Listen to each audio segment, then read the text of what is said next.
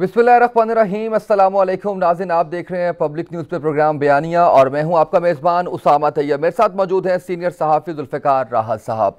आज के हमारे मौज़ूआत आपके सामने रखते हैं। बेनज़ीर इनकम सपोर्ट प्रोग्राम का नाम तब्दील करने की तैयारी की जा रही है। गवर्नर सिंध हों या पाकिस्तान तहरीक इंसाफ के दीगर रहनुमा, वो चाहते हैं कि नाम तब्दील कर दिया जाए। और शाह महमूद कुरैशी साहब वाहिद एक ऐसी पर्सनैलिटी हैं PTI में जो चाहती हैं कि नाम तब्दील ना किया जाए, और इस पर काफ़ी ज़्यादा तनकीद की जा रही है पाकिस्तान पीपल्स पार्टी की जानिब से। और साथ ही साथ हम बात करेंगे सियासतदानों के नाम पर जो शाहराएँ, कॉलेजेस और अस्पताल बनाए गए हैं, उनके मकासद क्या हैं, और वज़ीर आला पंजाब से क्या इख्तियारात वापस ले लिए जाएंगे या ले लिए गए हैं, इस पर हम बात करेंगे। और मुल्तान में ज़िमनी इलेक्शन का मैदान PTI ने मार लिया है। जनूबी पंजाब बनने के करीब तरीन है, ये दावा किया जा रहा है। क्या वाकई में सूबा बन जाएगा? और नवाज शरीफ साहब खामोश क्यों हैं और उनकी एक्टिविटीज़ क्या हैं? ज़ुल्फ़िकार राहत साहब, सबसे पहले बेनज़ीर इनकम सपोर्ट प्रोग्राम का नाम तब्दील करना क्या मकासद हो सकते हैं? आबैल मुझे मार, नाम सिर्फ तब्दील करना ही वजह है या आगे कुछ प्लान्स और भी हैं? उसामा, मैं आज जब इस प्रोग्राम का थोड़ा जायज़ा ले रहा था और बेनज़ीर इनकम सपोर्ट प्रोग्राम की थोड़ी सी रिसर्च करने की कोशिश की जी, तो बहुत सारी चीज़ें ऐसी निकली कि मैं समझता हूँ कि जिस पे बाकायदा नैब को तहकीकात करनी चाहिए, बाकायदा इंक्वायरी करनी चाहिए। अभी तो अपना इमरान खान साहब ने, प्राइम मिनिस्टर ऑफ पाकिस्तान ने नाम तब्दील करने की बात की है और मैं हैरान हूँ कि सिर्फ नाम तब्दील क्यों, इसको बनाया क्यों गया, इसका सियासी इस्तेमाल कितना हुआ, इसके नतीजे में वहाँ पे बेज़ाब्तियाँ कितनी हुई, नैब ने इसका केस कब टेकअप किया, पेपरा रूल्स की खिलाफ वर्जी कहाँ पे हुई, कौन सी इश्तिहारी एजेंसी थी जिसको इसका बिजनेस दिया गया, फरजाना राजा साहब ने क्या गुल खिलाए, उसके बाद मारवी मेमन साहब ने क्या किया और बाकी लोगों ने क्या किया, और इस बहती गंगा के अंदर किस किस ने हाथ धोए। मैं समझता हूँ कि इसका एक पूरा ये पैकेज है। ये बदकिस्मती ये है कि माजी के अंदर जितने इस तरह के प्रोजेक्ट्स थे उनको जिस तरह से मिसयूज़ किया गया, जिस तरह वहाँ पे करप्शन की इंतहा की गई, वो एक अजीबोगरीब कहानी है और अजीबोगरीब दास्तान है, अजब करप्शन की गज़ब कहानी है। ये बेनज़ीर इनकम सपोर्ट प्रोग्राम की जो नाम की हद तक सबसे बड़ा एतराज़ था वो सिंध से ही किया जा रहा था, और GDA के जो लोग थे या कराची के जो लोग थे, खासकर उर्दू स्पीकिंग, वो ये कहते थे कि जब जियालों की चूंकि एक लिस्टें बनी थी उस पर भी बड़ा तूफान मचा था जी, कि ये सरकार के पैसे हैं, आपके और मेरे टैक्सों के पैसे हैं, ये जिन लोगों को मिल रहे हैं उनकी तो सियासी वाबस्तगियाँ हैं। फिर इसको डाइजेस्ट कर लिया गया, कहा गया देखें ये पाकिस्तानी हैं, जो भी हैं मिल रहे हैं ना। तो उसके बाद क्या हुआ? उसके बाद तूफान ये उठा कि जब एक लफाफा किसी जाले या जाली के घर में पहुंचता था जिसपे बेनज़ीर भुट्टो की तस्वीर होती थी तो समझा जाता था कि ये पीपल्स पार्टी की कैंपेन चल रही है, राइट, इंतखाबी कैंपेन है। और वो जाला और जाली समझते थे कि ये मोहतरमा बेनज़ीर भुट्टो ने ज़ाती तौर पे हम पे कोई एहसान किया और ये पैसे भेजे हैं। हमें इस पर कोई इतराज़ नहीं, आप भुट्टो साहब की भी तस्वीर लगाएं, आप बिलावल साहब की भी लगाएं, साद जरदारी साहब की भी लगाएं, खुर्शीद शाह साहब की भी लगाएं, दोनों सबकी तस्वीरें लगाएं, बेटियों की भी लगाएं। लेकिन खुदा के लिए जो बेनामी अकाउंट्स के अरबों रुपए आपके पास पड़े हुए हैं, पैसा उससे डाल लें, आपके और मेरे टैक्स के पैसे से अपनी बड़ी बड़ी तस्वीरें लगा के इस तरह इसकी बंदरबांट मत करें। ठीक, ये एक तमाशा चलता रहा और मामला सिर्फ यहां तक महदूद नहीं है कि इसका नाम चेंज होना चाहिए, यह चेंज हो रहा है। इस पे खुर्शीद शाह साहब का जो प्रॉब्लम है समझ आ रही है, सईद गनी साहब जो तलमला रहे हैं समझ आ रही है, बिलावल साहब जो इस पे एतराज़ कर रहे हैं कि ये पता नहीं, आज तो उन्होंने कहा कि ये एक लॉन्ग टर्म प्लानिंग है और ये पता नहीं शब खून मार दिया गया, और कल वो कहेंगे ये जमहूरियत के ऊपर हमला है, और परसों पता नहीं क्या कहेंगे। अभी इस पर बहुत सारी बातें होंगी। एक पीपल्स पार्टी के जो जाले हैं, जो कभी रहे हैं पीपल्स पार्टी के अंदर, वो भी एक ऐसी कैफियत का शिकार हो जाते हैं। मतलब शाह महमूद कुरैशी साहब ने कहा जी मैं चाहता हूं ये नाम चेंज ना हो। वो भाई क्यों चेंज ना हो? उनकी शायद अभी तक कुछ वाबस्तगी है पाकिस्तान पीपल्स पार्टी से, ये वजह हो सकती है। मैं वैसे उसामा हैरान हूँ, ये शौकत बसरा हमारा दोस्त हो, ये शमशान बुखारी हो, अभी शमशान बुखारी साहब की पार्टी के अंदर ये नोटिस हुआ है, अभी रिसेंटली वजारत मिली और बड़ी अहम वजारत पंजाब की वजारत मिली, और वजारत के बाद मसूफ ने एक TV पे बीपर दिया जिसमें उन्होंने कहा शहीद जुल्फ़िकार अली भुट्टो, शहीद बेनज़ीर भुट्टो और बिलावल साहब, और ये पूरा कसीदा पढ़ने के बाद अपना मौक़िफ़ दिया। तो उस पर पीटीआई के लोग पूछ रहे हैं कि अगर आपकी इस हद तक एक जज्बाती वाबस्तगी अभी तक है तो फिर इधर आने की क्या ज़रूरत है। इसी तरह शाह महमूद कुरैशी साहब हैं, इसी तरह बसरा साहब। तो ये पीपल्स पार्टी के ट्रेंड जाले हैं। एक तो वो वहाँ उनकी अटैचमेंट जो है ना किसी शक्ल में मौजूद रहती है। मुझे इस पर भी इतराज़ नहीं, ठीक, जहाँ पे आपका वालहाना एक ताल्लुक है, अटैचमेंट है, दोस्ती है, मोहब्बत है, रखें, लेकिन यार इसको हमारे पैसे की यानी कौम की दौलत की कॉस्ट के ऊपर ये ना करें। बिल्कुल ठीक है। अच्छा, मैं सिर्फ आपको थोड़ा बताना चाहूँगा कि फरजाना राजा साहब के दौर में BISP के अंदर जो ऑडिट रिपोर्ट पहली 2012-2013 की आई, उसमें 2 अरब 74 करोड़ रुपए का नुकसान सामने आया। इसी तरह प्रोक्योरमेंट के हवाले से साल 2004 के ज़ाब्ता नंबर 12 के मुताबिक 20 लाख रुपए से ज़ायद प्रोक्योरमेंट बोलियों के अदारे की वेबसाइट, प्रिंट मीडिया, वसी सर्कुलेशन वाले अखबार में इश्तिहार देने का एक मामला था। उस पर 27 अप्रैल 2010 को तमाम बड़े अखबारात में इश्तिहार दिया गया। 8 इंश्योरेंस कंपनियों ने इस पर अपनी वो जमा कराई, पेशकश जमा कराई। उसके बाद जो उसके अंदर गपला हुआ, जो पेपरा रूल्स के अंदर गपला हुआ, जो इसके एडवर्टीजमेंट के लिए अपनी मंजूर नजर कंपनी को वो दिया गया 1 अरब 64 करोड़ रुपए पेपरा रूल्स के खिलाफ, वो अलग से एक ऑडिट ऑब्जेक्शन है जिसका अभी तक कोई जवाब नहीं मिला। तो फिर ये कहा जा रहा है सर, फिर ये कहा जा रहा है, डेली पाकिस्तान की एक रिपोर्ट है जिसमें 33 अरब रुपए के घपलों का इंकशाफ हुआ है। आप मुझे बताएं, फिर 66 अरब 33 करोड़ रुपए पूछा जा रहा है। सेनेटर फदा खान साहब कहते हैं कि वो कहाँ गए, ये सवाल उठाया उन्होंने।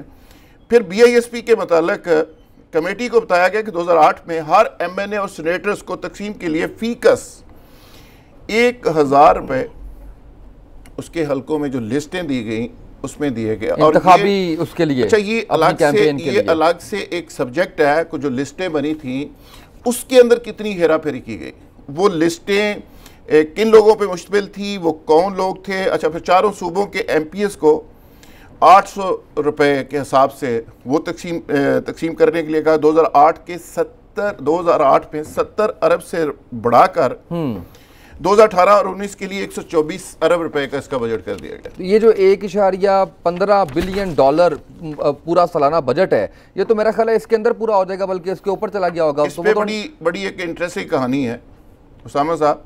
ये देखिए ना, कौम के पैसे को यानी माले गनीमत समझ के किस तरह लूटा जा रहा है, और ये तमाम लोग अपना हक समझते हैं इस कौम के पैसे को लूटना, और जिस पे हम हर रोज़ शामे गरीबा पढ़ते हैं कि खुदा के लिए यार आपके पास इतना पैसा है, आपने इतनी लूट मार कर लिया, बस कर दो। लेकिन ये बस नहीं कर रहे। ये जनाब एक रिपोर्ट ये सामने आई कि 74,000 लोगों की तरफ से पैसा वसूल ही नहीं किया गया। जो पैसा गया वसूल नहीं किया गया। 2245 मिलियन रुपए 2 साल से पड़े हुए थे जो कि सरकार के खजाने में वापस नहीं डाले गए। ये भी एक पॉइंट रेज हुआ और इस पर बड़ी डिस्कशन हुई। फिर ये कहा गया कि अब तक 5 अरब रुपए सरकार के खजाने में वापस आने थे, वो वापस नहीं आए। फिर बैंकों का इंतखाब करके इन्हें सर्विस चार्जेस की मद में 2192 मिलियन अदा किए गए। मंजूर नजर कुछ बैंकों का इंतखाब किया गया। ये ऑडिट रिपोर्ट में रिपोर्ट के अंदर ये सारा कुछ है कि आप मुझे बताएं। फिर ये कहा गया है कि ऑडिट हकाम ने ये भी ऑब्जेक्शन किया कि बेनज़ीर इनकम सपोर्ट प्रोग्राम के ग्रेड 19 के अफसरान को गैर कानूनी तौर पर अलाउंस की मद में 70 लाख रुपए दिए गए।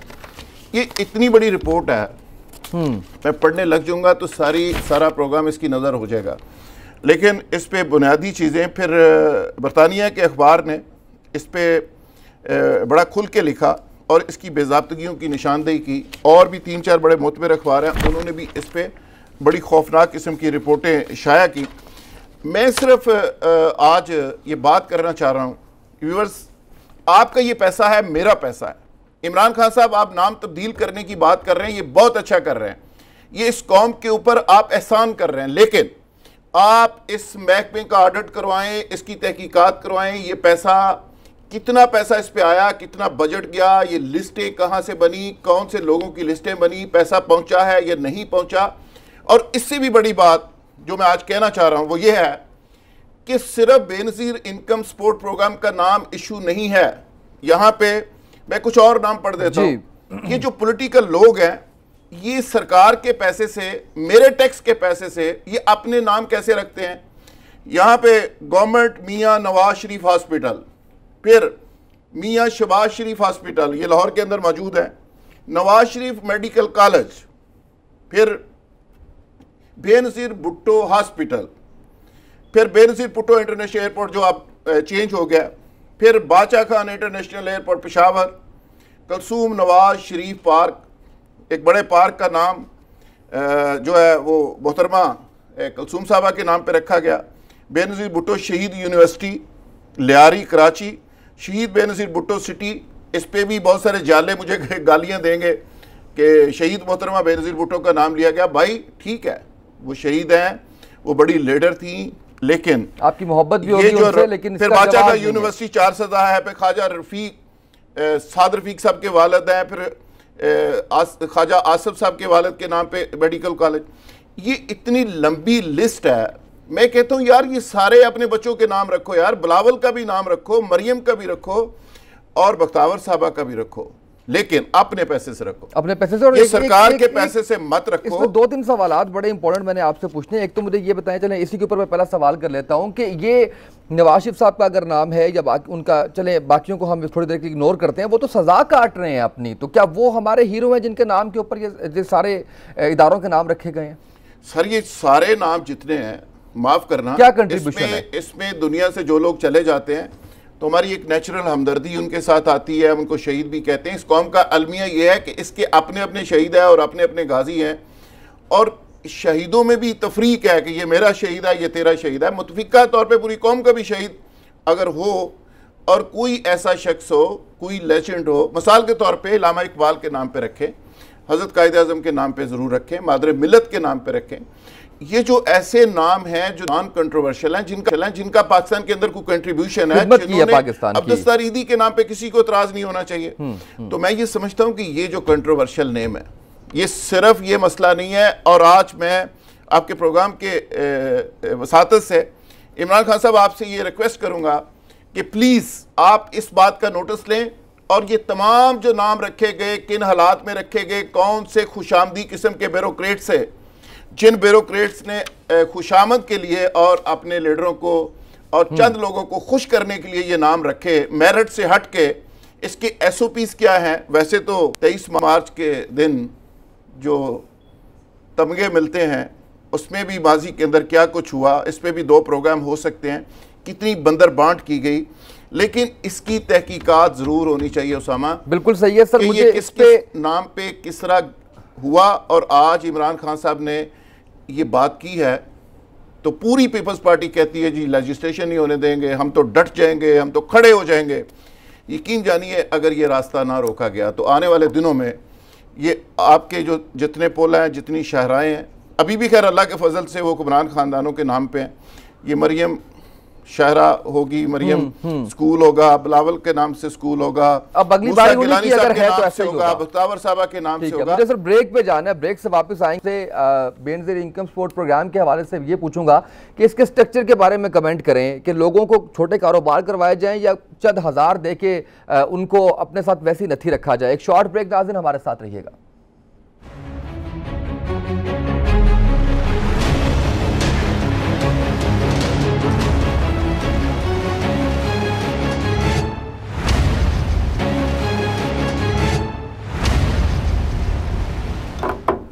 वेलकम बैक नाज़रीन। जुल्फ़िकार, आज तक ब्रेक में जाने से पहले मैं आपसे जानना ये चाह रहा था कि आपने जितनी इस सारे मामले के अंदर करप्शन हुई वो भी सामने रख दी, लेकिन एक बड़ा बुनियादी सवाल ये है जो इसका स्ट्रक्चर था उसके ऊपर मैं आपका कमेंट ज़रूर चाहूँगा कि आप चंद हज़ार दे देते हैं और आप समझते हैं कि आप सपोर्ट कर रहे हैं, कि आप ज़्यादा बेहतर नहीं थे कि छोटे कारोबार शुरू करवाए जाते? देखिए उसामा, ये पूरी कौम को बकारी बनाने वाली बात है। जिस कौम के पास विजन ना हो, जो कौम लोगों को सही तरीके से डिलीवर ना कर सके, जो कौम लोगों को सॉल्यूशंस ना दे सके, कौम को कोई रास्ता ना दे सके, बेरोज़गारी ख़त्म ना कर सके, वो क्या करती है? वो खुर्शीद शाह साहब जैसे काम करते हैं। जितने लोग जाले निकाले गए थे, पीपल्स पार्टी वाहद पार्टी है, वाहद गवर्नमेंट थी जिसने 2 एक्ट पास किए, कानून साजी की, एक 2010 में, एक 2014 में। जितने लोग थे, शायद पीरियड में आगे पीछे मुझसे हो रहा है, 2 दफ़ा कानून पास किया गया कि जितने लोग अदारों से निकले हुए हैं उनको सियासी बुनियादों पे निकाला गया, और हज़ारों की तादाद में लोग जो 10-10, 20-20 साल घरों में बैठे रहे, उनको तमाम तर मराद के साथ वापस ला के सरकारी खजाने के ऊपर बोझ डाल दिया गया, और अरबों रुपए का सरकारी खजाने पे बोझ डाला गया। इसी तरह जब ये BISP बन रही थी, इस पे बड़ी बहस हुई कि आप लोगों को बकारी बनाएंगे, लोगों को कुछ सॉल्यूशंस दें, लोगों को बिजनेस की तरफ लेके आए, छोटे बिजनेस लोगों को करवाएं। आप ये 1000 रुपये अगर लोगों को बेच देंगे, ऊपर बीबी मोहतरमा की तस्वीर लगी होगी, ओ भाई, इससे आपकी पॉलिटिकल माइलेज तो आपको मिल सकती है, कैंपेन तो हो सकती है, लेकिन इस पे एक कौमी सतह पे आप क्या कंट्रीब्यूट कर रहे हैं? सर्विंग नहीं है। तो उन्होंने उसी तरह किया और उन्होंने अपनी मर्जी की। बेसिकली ये नून लीग ने अपने दौर में भी इसका मिसयूज किया, पीपल्स पार्टी ने भी मिसयूज किया। बिल्कुल सही। उस वक्त मारवी मेमन साहब आ गई, पहले फरजाना राजा साहब थी, जिनको बड़ा घमंड था और बड़ा मान था कि मेरी शक्ल मोहतरमा से मिलती है, तो उसका सजा तो पूरी कौम ने भुगतनी थी। अगले टॉपिक पे जाना है मुझे। आपके पास तो खबर होगी, आज कुछ खबरें ऐसी मिली हैं कि वसीम अकरम प्लस साहब, हमारे पंजाब के कप्तान साहब, उनके बारे में कहा जा रहा है कि उनके इख्तियारात तलब कर लिए गए हैं और तमाम इख्तियारात शहबाज गिल साहब को दे दिए गए हैं। हकीकत कितनी है इस खबर में? उसामा, ये खबर बिल्कुल ही बेसलेस है, और इस पे मेरी सेक्रेटरी इंफॉर्मेशन से मोहम्मद आगा से भी बात हुई, DGPR से भी बात हुई, शहबाज गिल साहब से भी हुई, और CM सेक्रेटेरिएट में भी बात हुई। क्योंकि ये बात इतनी बड़ी थी कि इस पे बात करना बहुत ज़रूरी था, और हमने एक रिस्पॉन्सिबल जर्नलिज्म के तौर पे, एक ज़िम्मेदार मीडिया के तौर पे हमने मुनासिब समझा कि हम इसको वेरीफाई करें और तमाम कंसर्न क्वार्टर्स पे बात करें। तो हमने बात की और वहाँ से पता चला कि ये एक बेसलेस खबर है। बेसलेस मैं इसलिए कह रहा हूँ, जिन जिन लोगों से, मुतल्लिका लोगों से बात हुई, उन्होंने तो बेसलेस कहा। बिल्कुल सही है। जब हम उस नोटिफिकेशन को देखते हैं जो चीफ मिनिस्टर ने बुनियादी तौर पे जारी किया है शहबाज गिल के लिए, और उसको बेस चीफ मिनिस्टर साहब ने खुद जारी किया है। चीफ मिनिस्टर साहब ने एक बेसिकली टास्क दिया है, जो CM के स्पोक्समैन है शहबाज गिल साहब, जो बड़े पढ़े लिखे और बड़ा स्मार्ट और हैंडसम नौजवान है, बाहर से आए, और वो सियासी तौर पे बहुत सारी चीज़ों का इदराक भी रखते हैं। वो हमारी जो ट्रांसमिशंस थी पब्लिक की, इलेक्शन ट्रांसमिशन, उसका भी हिस्सा हुआ करते थे, हमारे साथ बैठा करते थे घंटों, और वो बड़ी नपी तुली और बड़ी खूबसूरत गुफ्तगू करते हैं। लेकिन उसको बुनियाद बना के जिसमें सिर्फ ये लिखा गया है, एक ऑर्डर जारी हुआ है जो सेक्रेटरी टू CM राहील सदीकी साहब ने जारी किया, जिसमें उन्होंने लिखा है कि जो प्राइम मिनिस्टर के इनिशिएटिव है और उनके हवाले से शहबाज गिल साहब विज़िट करेंगे पंजाब के मुख्तलिफ शहरों में, वो उसका जायज़ा लेंगे, उसकी रिफॉर्म्स को देखेंगे, और जो गवर्नेंस के हवाले से गुड गवर्नेंस का एक कंसेप्ट है उसके बारे में उसकी मॉनिटरिंग करेंगे और वापस आके रिपोर्ट चीफ मिनिस्टर को देंगे। राइट। और ख़बर ये थी कि चीफ मिनिस्टर साहब के तमाम इख्तियारात तलब कर लिए गए, दफ्तर में बैठेंगे, वहीं पे बस एग्जीक्यूटिव ऑर्डर पे साइन करेंगे और कुछ नहीं करेंगे। शहबाज गिल साहब सारे मामला तय करेंगे। देखिए, जब चीफ मिनिस्टर खुद ऑर्डर कर रहा है, वो किसी को भी टास्क दे सकता है, कोई भी अपने बिहाफ के ऊपर वो कह सकता है कि कसूर का फलां साहब दौरा करेंगे। अकरम चौधरी साहब हमारे दोस्त हैं, उनको उन्होंने प्राइस कंट्रोल कमेटी का चेयरमैन बनाया हुआ है। बिल्कुल ऐसे ही तो है। अब आप ये नहीं कह सकते कि चीफ मिनिस्टर के सारे इख्तियारात अकरम चौधरी साहब को मिल गए। वो एक खास एरिया के अंदर वो परफॉर्म कर रहा है, और कैप्टन बहरहाल जब तक जनाब बुज़दार साहब हैं वही हैं। ये अलग बात है, आप सवाल कर सकते हैं कि वो कब तक हैं, इस पे बात जरूर हो सकती है। और उनकी जगह पे जो सरवर साहब क्या तैयारी कर रहे हैं, किसको कहा गया कि आप तैयारी रखें, और ये कितने महीने उसमें हैं, और जो सेकंड वसीम अकरम प्लस है वो अलग से। ये नाम कब बताएंगे आप? मेरा ख्याल है गवर्नर हाउस में जो सरवर साहब आजकल कोई तेल शेल मल रहे हैं, तो वहां से कोई दाएं बाएं से कोई शख्स एक बरामद बहरहाल होगा। सवाल से निकलने की कोशिश करते हैं, होगा, हमेशा निकलने की कोशिश करते हैं। शहबाज गिल साहब का जो मामला है, इसका बुज़दार साहब के इख्तियारात सलब होने से या बुज़दार साहब के फारग होने का कोई ताल्लुक नहीं है। मैं कैटेगोरिकली बड़ी जिम्मेदारी के साथ ये कह रहा हूँ कि ये एक सिंपल ऑर्डर था और ऑर्डर भी चीफ मिनिस्टर का था और चीफ मिनिस्टर ने एक टास्क दिया है, वो किसी को भी टास्क दे सकते हैं। ठीक है, लेकिन सवाल एक और आपसे इसी हवाले से है, गो इससे पहले मैं आपसे ये सवाल नहीं कर सका, नहीं पूछ सका, थोड़ा सा पुराना है, लेकिन परफॉर्मेंस को कहाँ पे आप रेट करेंगे हमारे चीफ मिनिस्टर पंजाब की? देखिए, जहाँ तक चीफ मिनिस्टर पंजाब की परफॉर्मेंस का ताल्लुक है, कैपेसिटी इश्यूज़ हैं, उनकी मीडिया के सामने अपीयरेंस के मसाइल हैं और बहुत सारे इश्यूज़ हैं। मिसाल के तौर पे एक अच्छी टीम बनाना, अच्छी पॉलिटिकल टीम, अच्छी ब्यूरोक्रेटिक टीम, इस हवाले से बहुत सारी चीज़ें हैं जिन पे बात हो सकती है। लेकिन आज भी पंजाब के अंदर बहुत सारे महकमों के अंदर बहुत सारे महकमों के अंदर नून लीग के लोग मौजूद हैं। मसलन पंजाब बैंक की अगर मैं आपको जिक्र करूं कि पंजाब बैंक के अंदर आज भी नून लीग का तमाम माफिया मौजूद है। वहाँ पे एक साहब है जो वहाँ पे कायम मकाम प्रेसिडेंट बने हुए 4-5 महीने से बैठे हुए हैं और नैब के अंदर वहाँ पे आलमोस्ट अल्लाह के फजल से जो अक्सरियत है वो जाके तारीखें भी भुगत रही है, वो साहब खुद भी तारीखें भुगत रहे हैं।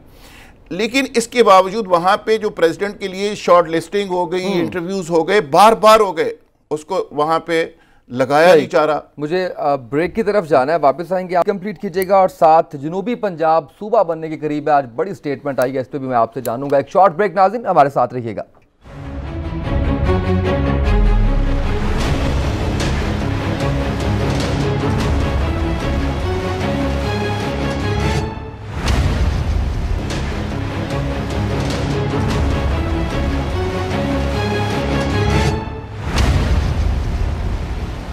वेलकम बैक नाज़रीन। जुल्फ़िकार राज साहब, मुझे ब्रेक पे जाना पड़ा, आप बात कर रहे थे वज़ीर आला पंजाब की कारकर्दगी के हवाले से, आप कंप्लीट कीजिए, फिर हम जनूबी पंजाब सूबे की बात कर रहा था कि पंजाब के अंदर एक बंदरबाट की कैफियत है। गवर्नर हाउस से अलग से ऑर्डर्स आ रहे हैं और वो अपने बंदे प्लेस इन करवा रहे हैं। महमूद रशीद साहब बहुत से महकमों में अपने बंदे लगवा चुके हैं और बहुत सी ऐसी कॉरपोरेशंस जिस पे लोग लगने चाहिए जो बड़ी इंपॉर्टेंट है, वहाँ पे प्लेसिंग नहीं हो रही।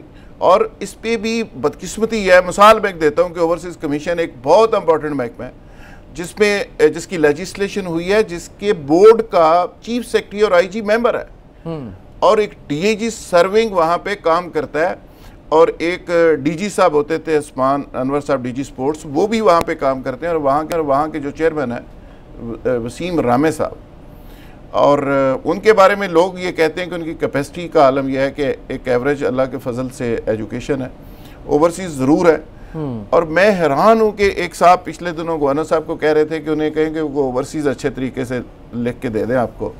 यानी मैं हैरान हूँ कि मैं किसी की ज़ात पे अटैक नहीं करना चाह रहा, लेकिन ऐसे लोग निकाल के मुख्तलिफ महकमों के ऊपर लगाए जा रहे हैं। वासा के साहब लगा दिए गए हैं, PHA के साहब ऊपर लगा दिया गया है, फिर LDA के ऊपर लगा दिए।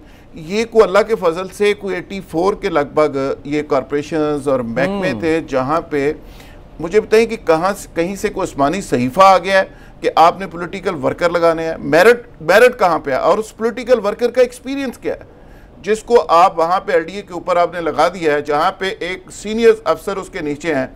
तो ये मैं समझता हूँ कि बहुत सारे इश्यूज हैं। इमरान खान साहब का जो एजेंडा है, जो नरेटिव उन्होंने मेरिट का बिल्ड किया था, वो पंजाब के अंदर इस शक्ल में कॉम्प्रोमाइज हो रहा है जगह जगह। इसी तरह मैंने अभी बैंक ऑफ पंजाब की बात की, वहाँ खालिद तिरमिजी साहब हैं, वो कायम कम चेयरमैन और प्रेसिडेंट बन के 4 महीने से बैठे हुए हैं। उन्होंने खुद से ही प्रमोशन बोर्ड करके अपने बहुत सारे लोग प्रमोट कर लिए हैं। नैब के अंदर केस भी है, केस भी भुगत रहे हैं और 4 दफ़ा कोई शॉर्ट लिस्ट नाम हुए हैं कि किसको प्रेसिडेंट होना चाहिए और बड़ी मेरिट के ऊपर स्क्रूटनी हुई है, लेकिन नहीं, अभी तक वो मामला सारा पेंडिंग पड़ा हुआ है। और चीफ मिनिस्टर साहब को कौन ये कहता है कि किसको लगाना है? वहां पे जंगीर तरीन साहब अपना रोल प्ले कर रहे हैं कि उनका बंदा आना चाहिए। एक दूसरे साहब हैं वो वहां पे अपना रोल प्ले कर रहे हैं। एक साहब आजकल जेल में चले गए हैं, वो अपने एक बंदे को बैकअप कर रहे थे। ज्यादा नाम हो गए साहबों के, एक आधा नाम बता दिया करें उसमें। ये उसामा, मैं ये समझता हूँ कि पंजाब, मैं हमेशा से कहता हूँ कि इमरान खान साहब को समझना चाहिए, वसीम अकरम प्लस की ट्रेनिंग कर लें। पंजाब अगर टेक ऑफ नहीं करता तो PTI की गवर्नमेंट का कोई मतलब नहीं है। PTI की पंजाब ही पाकिस्तान है, ये पाकिस्तान का 63% है। पंजाब को टेक ऑफ करना है और पंजाब के अंदर अगर PTI की गवर्नमेंट टेक ऑफ नहीं करती तो ये बहुत बड़ा सेटबैक। ठीक है सर, मुझे अगले टॉपिक पर जाना है। मुल्तान में ज़िमनी इलेक्शन का मैदान पीटीआई ने मारा है और आप जानते हैं कि उसके अंदर नून लीग ने भी सपोर्ट किया पाकिस्तान पीपल्स पार्टी को, उसके बावजूद वो हार गई और बड़ा अच्छा बयान दिया कुरैशी साहब ने इस पर। लेकिन इसके साथ मैं लिंक कर रहा हूँ, जनूबी पंजाब सूबा जो दावा किया था 100 डेज प्लान, उसके अंदर अब बनने के करीब है, आज फिर दावा किया गया है, हकीकत क्या है? देखिए जी, एक सेक्रेटेरिएट प्रपोज किया गया था कि अलग से जनूबी पंजाब का एक सेक्रेटेरिएट होगा। पहले इसको मैं थोड़ा सा पस मंज़र में जाना चाहूँगा। ये बेसिकली मुशर्रफ दौर से भी पहले की एक स्टडी है कि जनूबी पंजाब का अलग सूबा होना चाहिए। फिर उसको देखा गया कि उसकी वायबिलिटी क्या है। वहाँ पे अगर सूबा आप बना देंगे वो चलेगा कैसे, रेवेन्यू कहाँ से आएगा, वसाइल क्या हैं, तो उस पर एक स्टडी रिपोर्ट पूरी मुरतब की गई। फिर मुशर्रफ दौर के अंदर वर्ल्ड बैंक तक की स्टडी रिपोर्ट आई और प्रिंसिपली कहा गया, किसी ने कहा कि वायबल नहीं है, किसी ने कहा कि यह हर सूरत में बनाना है। फिर एहसास महरूमी का एक पूरा तूफान उठा और जनूबी पंजाब का हर MNA और हर MPA वो खुद भी 10-10 दफ़ा इक़्तिदार में रहा है और खा कोई प्राइम मिनिस्टर जनूबी पंजाब से रहा है या चीफ मिनिस्टर रहा है, ताने वो भी तख्ते लाहौर को देते रहे, हालांकि खुद वहाँ पर रहे और उन्होंने जनूबी पंजाब की अगर डेवलपमेंट के लिए काम नहीं किया तो इसमें आपका और मेरा कसूर तो नहीं है। फिर परवेज़ लाई का दौर आया। चोरी परवेज़ लाई ने एक फंड्स का जो डेवलपमेंट की फंड्स थे उसका फ्लो जनूबी पंजाब की तरफ किया।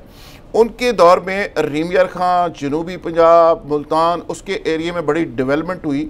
तो जो एहसास महरूमी का प्रोपेगेंडा था वो एक तरह से दम तोड़ गया। उसके बाद दोबारा से वो उसने सर उठाया और शहबाज शरीफ साहब के दौर में दोबारा ये मुतालबा ज़ोर पकड़ गया और फिर ये कहा कि अब सूबा बन जाना चाहिए। शहबाज शरीफ साहब ने फिर एक ट्रिक खेला। उन्होंने कहा कि जी मैं एक अलहदा chief secretary, additional chief secretary होगा, एक अलहदा सेक्रेटेरिएट होगा और वो जनूबी पंजाब के लोगों के मसाइल हल करेंगे और मैं ये कर दूंगा और वो कर दूंगा। और उन्होंने भी कदरे जनूबी पंजाब के ऊपर फोकस रखा। ठीक, उसके बाद ये नई गवर्नमेंट आई। नई गवर्नमेंट का ये बुनियादी एजेंडा क्या था? इसमें बुनियादी एजेंडे में ये चीज़ शामिल थी क्योंकि जनूबी पंजाब महाज के नाम से जनूबी पंजाब से एक बड़ा ग्रुप खुसरू बुख्तियार की क़यादत में और बलक शेर मज़ारी जैसा शख्स जो है उसकी क़यादत में वो आके PTI का हिस्सा बना। बिल्कुल ऐसे। पहले इंडिपेंडेंट उन्होंने ग्रुप बनाया। हाँ। फिर उन्होंने पीपल्स पार्टी और नोली को बहुत बड़ा डेंट डाला। डेंट डालने के बाद वो आके PTI का हिस्सा बना और उनका एजेंडा ये था कि हम जनूबी पंजाब का सूबा बनाएंगे। बिल्कुल ठीक है। अब प्रैक्टिकली सूबा फिर नहीं बन रहा। अच्छा, प्रैक्टिकली नहीं बन रहा। प्रैक्टिकली पे जाना है, वापस आता हूं। मैं उससे पूछता हूं कि डिले किस चीज का, क्या सिर्फ इंतखाबी मुहिम थी बाकी पार्टीज की या नहीं? एक शॉर्ट ब्रेक, हमारे साथ रहिएगा।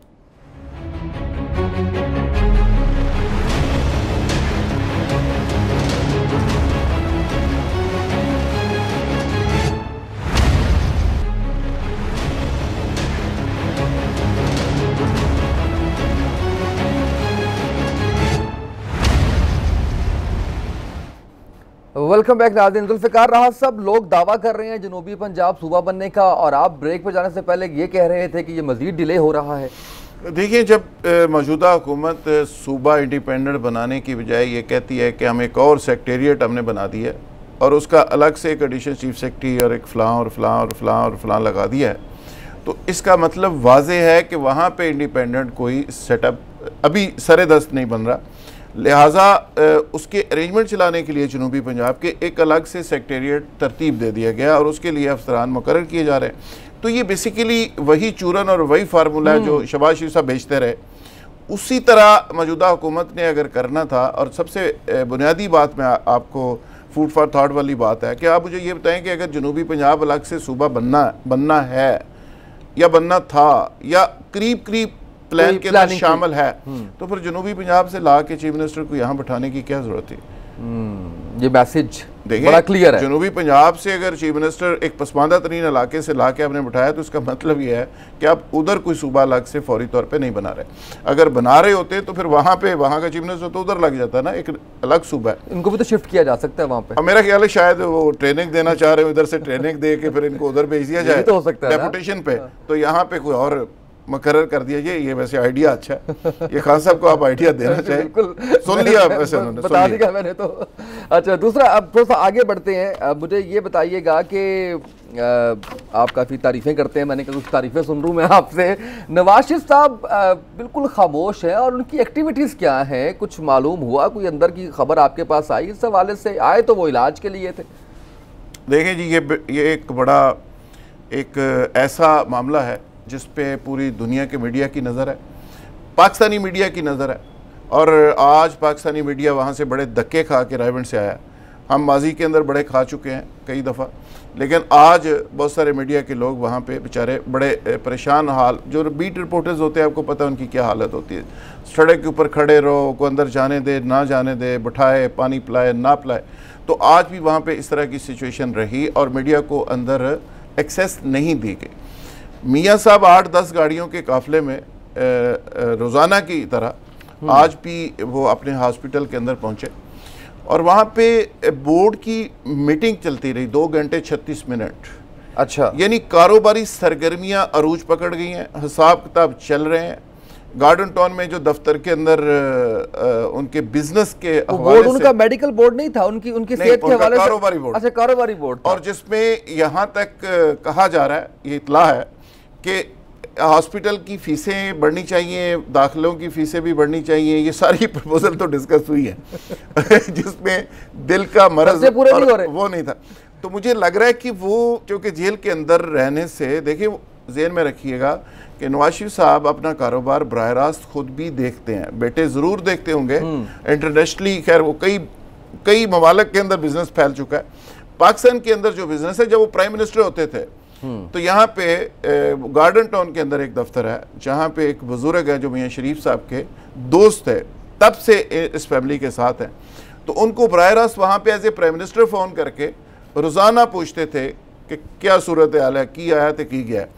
तो वो इस मामले से नहीं हटते। अभी भी वहाँ पे कारोबारी मीटिंग्स भी हुई, वो जो हॉस्पिटल का बोर्ड है उस पे भी उसके साथ भी मीटिंग्स हुई, फीसों की भी बात हुई, और भी जो कारोबारी मामलात है उस पर भी बात हुई, बाहर कॉल्स भी हुई मुख्तलिफ ममालिक के अंदर, सेहत भी चेक की होगी किसी ने, मुख्तलिफ ममालिक के अंदर बातें भी हुई और मुख्तलिफ लोगों को संदेशे भी दिए गए और मैसेज दिए गए और ये भी कहा गया फलां शख्स जो है वो फलां को मिले, फलां शख्स फलां को मिले। ये सारी प्लानिंग वहाँ पे हमसाया मुल्क की, तो खैर मेरे पास मुसद्दका खबर नहीं है, यार भट्टी साहब के पास होगी, मेरे पास ये खबर नहीं है। लेकिन वहाँ का जो इलेक्शन है उसके अंदर खासा इंटरेस्ट लिया जा रहा है और उसके हवाले से बहरहाल कुछ लोगों को कहा गया। मेरा सवाल वहीं पे है कि तमाम तरह की मुलाकातें की गई, लेकिन सेहत के हवाले से कोई चेकअप, कोई मामला सामने नहीं आया। आंखों का चेकअप है, फलां चेकअप है, वो तो रूटीन के 1-2 कल भी हुए हैं और वो चल रहा है सिलसिला।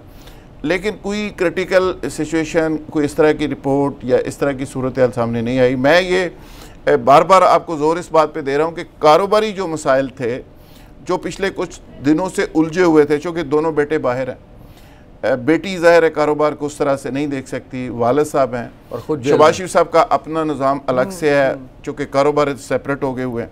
तो वो सारे कारोबार के ऊपर उन्होंने अल्लाह के फजल से काफ़ी फोकस रखा और वो हिसाब किताब सारे करके ये उसी तरफ ही बात जा रही है जिसमें कल हमने कहा था, क्योंकि पैसे लेन देन की बात हो रही है। बिल्कुल ठीक है, तो पैसे लेने हैं और देने हैं, कहीं से लेने हैं और कहीं पे देने हैं, तो उसकी बेसिकली वो इकट्ठे कर रहे हैं, तैयारी इकट्ठे कर रहे हैं। अच्छा, लेकिन आखिरी सवाल मेरा आपसे ये है कि खामोश क्यों है नवाज शरीफ साहब?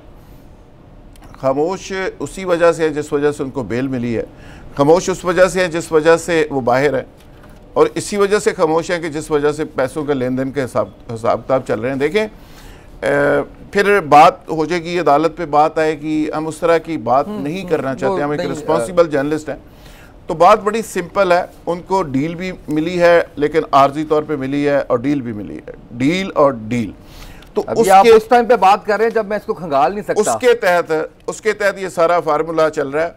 और एक जाते जाते फयाजुल हसन चौहान साहब हमारे भाई जो वज़ीर इत्तलात थे, उनके बारे में एक खबर है कि उनका नाम प्रपोज कर दिया गया वज़ीर बल्दियात के लिए और वो बहुत जल्द वज़ीर बल्दियात पंजाब होंगे।